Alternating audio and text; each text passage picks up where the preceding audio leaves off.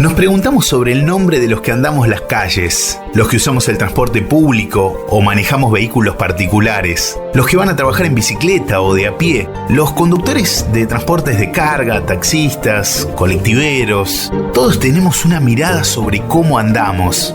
¿Pero cómo nos llamamos? Circulantes. A través de esta serie de podcasts les invitamos a posar la mirada en el tránsito, en el uso que hacemos del espacio público y la movilidad. Circulantes, bienvenidos al viaje. Movilidad es una palabra que no usamos mucho y sin embargo estamos súper atravesados por ella. Cuando vamos al trabajo o llevamos a los chicos a la escuela, caminando o en el medio del transporte que elijamos, nos movemos por un entramado de calles, avenidas, bulevares que fueron diseñados para el traslado de vehículos y personas de acuerdo a la visión de los desplazamientos humanos que en ese momento tenía la sociedad. Con el tiempo, estas visiones cambian. Surgen nuevas formas de traslado, tanto públicas como privadas. Las ciudades se agrandan y necesitan nuevas calles para estar conectadas. A veces las veredas se ensanchan, otras se estrechan. Aparecen ciclovías para incentivar el uso de la bicicleta o se diseñan corredores rápidos en las afueras para evitar el tránsito pesado dentro de la ciudad, entre otras tantas posibilidades. Hoy en día se está poniendo el foco en la movilidad sustentable, en espacios donde predominan los autos. Entonces, ¿hacia qué formas de movilidad nos dirigimos y cómo conseguirlo? Circulantes. Soy circulante Maxo Velázquez, soy investigador y profesor de la Universidad de Buenos Aires y estamos en el Centro de Estudios de Transporte Área Metropolitana, en la Facultad de Arquitectura, Diseño y Urbanismo. Y bueno, muy interesado en los temas, obviamente, de movilidad y de transporte y de circulación. Apelando a tu faceta docente, Maxo, ¿qué entendés por movilidad? Y por movilidad, mirá, entendemos básicamente todo lo que tenga que ver con la forma en la cual las personas podemos movernos, tanto nosotros como personas, como nuestras cargas, como la información que generamos por un territorio dado, en este caso una ciudad, por las múltiples herramientas, tanto tecnológicas como los procesos que podemos llegar a tener en cada tiempo histórico para poder lograrlo. En algún momento era el tranvía y nos movilizamos en tranvía, en otro momento el colectivo, en otro momento los autos, en el actual momento, por ejemplo, básicamente los autos, pero también caminando, también con bicicletas, es todas las formas posibles en las cuales nos desplazamos. Teniendo en cuenta la diversidad de opciones que contás, ¿cómo se planifica la movilidad en una ciudad y qué cosas se tienen en cuenta? Bueno, acá hay que pensar de que nosotros, por lo menos las sociedades latinoamericanas y particularmente algunas ciudades argentinas, parten de dos principios o de dos grandes formas rectoras. Uno tiene que ver con la ciudad más pensada desde los paradigmas europeos, ¿no? Que al fin de cuentas siempre se nos dice que somos herederos de los barcos, ¿no? Que nosotros bajamos de los barcos y también las ideas bajaron de los barcos. Y en aquella idea de ciudad lo que se buscaba era una ciudad compacta, pequeña, chica, ¿no? Con un centro muy activo, con calles muy chiquitas en ese centro, ¿no? Que es básicamente los centros que tenemos en las grandes ciudades de la República Argentina, de escala particularmente española, con cuadrículas españolas, y en esa ciudad donde todo estaba en el centro, vinculado a la actividad principal, el Rosario, el puerto, por ejemplo, lo que teníamos era una movilidad fomentada bajo los criterios de peatonalidad, o sea, gente que camine, obviamente sin infraestructura que hoy tenemos,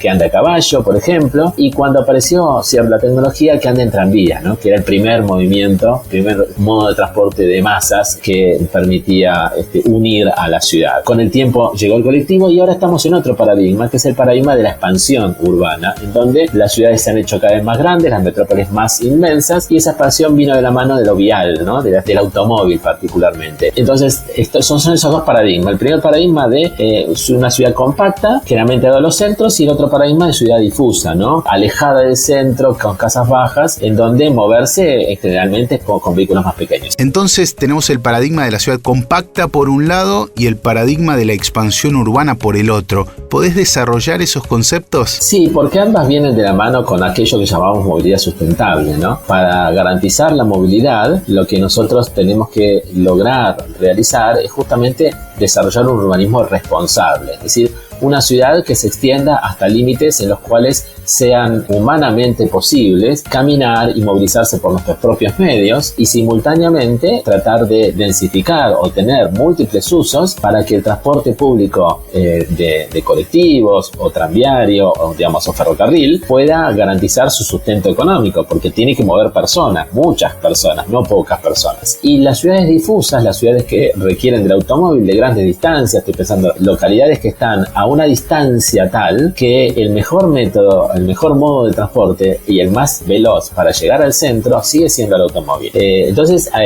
ahí en esas dos dimensiones vemos una ciudad que es mucho más sustentable económicamente para todos, que es la movilidad del transporte público, y una que es muy poco sustentable en términos ambientales y en términos de consumo, porque muchos autos consumen mucho más combustible que un colectivo, ¿sí? o que un ferrocarril. Entonces ahí están esos criterios de movilidad sustentable: el urbanismo responsable, el fomento del transporte público, el fomento de la movilidad activa, aquello que es caminar o la bicicleta, y el desaliento del uso del automóvil privado. ¿Se puede pensar en una circulación ideal? Se puede pensar en una circulación ideal. La circulación ideal es aquella que permite a la persona elegir qué modo de transporte quiere utilizar. Cuando digo eso, digo en cualquier distancia, en cualquier recorrido, para ir a la escuela, para ir al trabajo, para abastecerse, para ir a cuidar a alguien, yo tendría que elegir entre ir caminando, ir en bicicleta, ir en transporte público e ir en automóvil. ¿Sí? Poder utilizar cualquiera de ellos. ¿Qué significa eso? Que las distancias de todas las actividades a mi hogar son más o menos adecuadas. Estamos hablando de 10 cuadras, 15 cuadras, ¿sí? Donde no tengo que movilizarme más que 10, 15 cuadras. En esa distancia, las ciudades, o los subcentros, para llamarlo por ahí mejor, porque la ciudad va a seguir teniendo muchos subcentros, tiene una dimensión de escala humana, llamamos, ¿no? Y por lo tanto, mucho más sustentable que si para hacer cualquier cosa necesito agarrar el auto,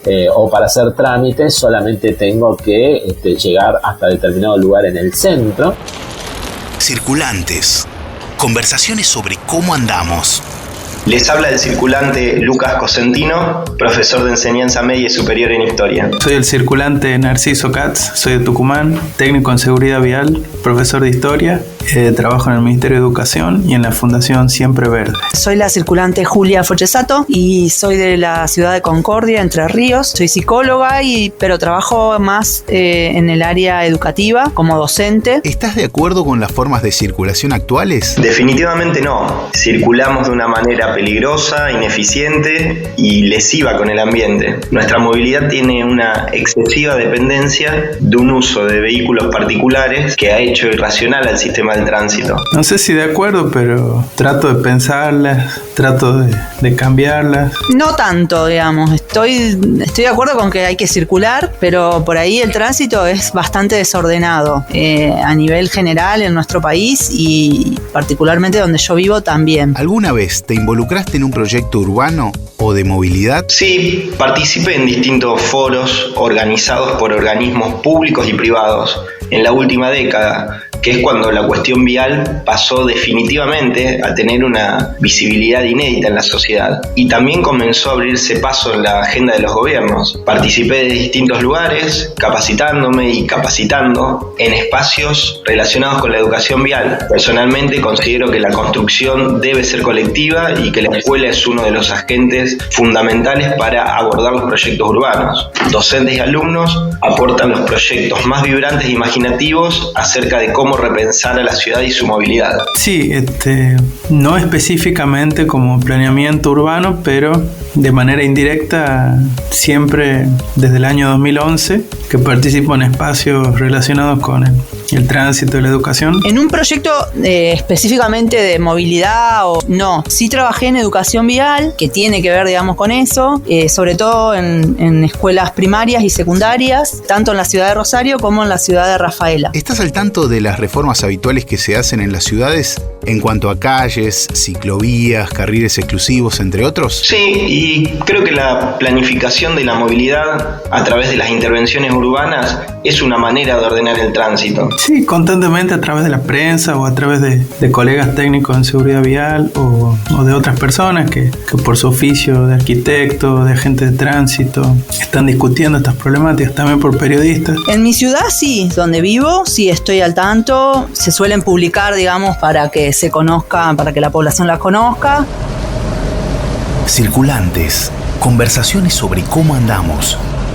El transporte, a lo largo de la historia, ha tenido un rol esencial para transformar las grandes ciudades e ir moldeando las prácticas viales de sus habitantes. Sin embargo, poco a poco se va modificando, llevándonos a replantear nuestras conductas y la forma en que organizamos el tránsito, tanto sobre las calles como en las veredas. Al circular por la ciudad recorremos un espacio de posibilidades para que, a través del consenso, la circulación ideal sea un objetivo que esté más próximo que lo esperado. Seguimos consultando al respecto a Maximiliano Velázquez. ¿Las ciudades modernas se diseñan a partir del transporte o el transporte se diseña a partir de ellas? Es una excelente pregunta. En general, la mayoría de los que investigamos estos temas solemos estar de acuerdo de que el origen de prácticamente todas las ciudades es por oferta, es decir, es al revés, es el transporte el que genera la ciudad, ¿no? Ya sea porque la ciudad está en un enclave, en un punto estratégico, entre una ruta, y efectivamente entonces ahí las ciudades, cuando se van complejizando, van teniendo más cantidad de habitantes, requieren de modo de transporte para los procesos de loteos, para lograr de que se venda aquello que se reconvierte del terreno rural al terreno urbano. Y esos procesos de loteo generalmente van acompañados de o un ferrocarril o un tranvía, ¿sí? Y muy esporádicamente al comienzo, por ahí de los años 40, de colectivo. Luego, cuando la ciudad ya tiene una envergadura, cuando ya lo que le pasa al transporte es que no puede seguir yendo a la vanguardia de la oferta, porque ya está todo construido, digamos, la ciudad ya está bastante construida, y tiene que empezar a adaptarse a la demanda, ¿sí? A la cantidad, a la forma en la cual se estructura la ciudad, dónde está el centro, dónde están las periferias, dónde están los subcentros, en dónde se van juntando actividades comerciales, en dónde actividades académicas, dónde aparece una universidad, dónde se pone una escuela. En esa distribución, el sistema de transporte entonces empieza a jugar el rol de demanda. Vamos a buscar a los pasajeros, ¿sí? Vamos a ver por dónde van. No es que hay una toma de partida u otra toma de partida. En general,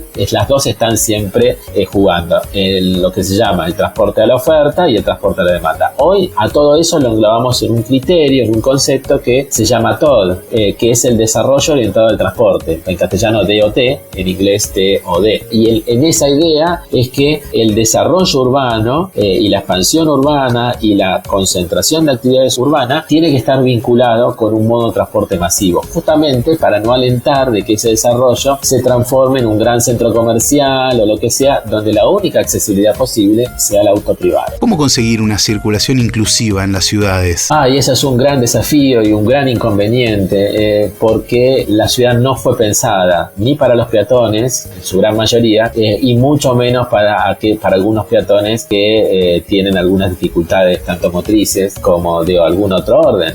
Por lo tanto, en general, la cantidad de inversión que tienen que hacer los estados para garantizar la movilidad de estos sectores sociales es muchísima, ¿sí? Y en general, como ya sabemos, por ahí se interviene una avenida y una cuadra al costado de la avenida, en la calle paralela, no se puede. Entonces la persona va, por ejemplo, en su silla de ruedas, funciona, digamos, andando bastante bien en determinado lugar de la ciudad, y de repente se encuentra con que la intervención terminó y no siguió. Y entonces a partir de ese momento tengo que ser ayudado o tengo que arriesgarme a saltar de la calzada a la acera, por ejemplo, ¿no? Y así hay mucho de eso. Es muy complicado, la verdad, hacer esas intervenciones porque requieren de un grado de planificación que nuestras ciudades no tienen. ¿Cómo se readaptan las calles diseñadas y utilizadas por los autos hacia las formas de movilidad sostenible? Nosotros creemos que el mejor modo es que lo adapte la ciudadanía, que lo adapte cada uno de los vecinos. Y la forma para hacerlo es algo que llamamos urbanismo táctico. El urbanismo táctico no es más que una serie de pintadas que se hacen sobre la calle, reduciendo la capacidad vial para el vehículo privado y agrandándola para los peatones, ¿sí? Básicamente son pintura en la calle a la cual se le puede poner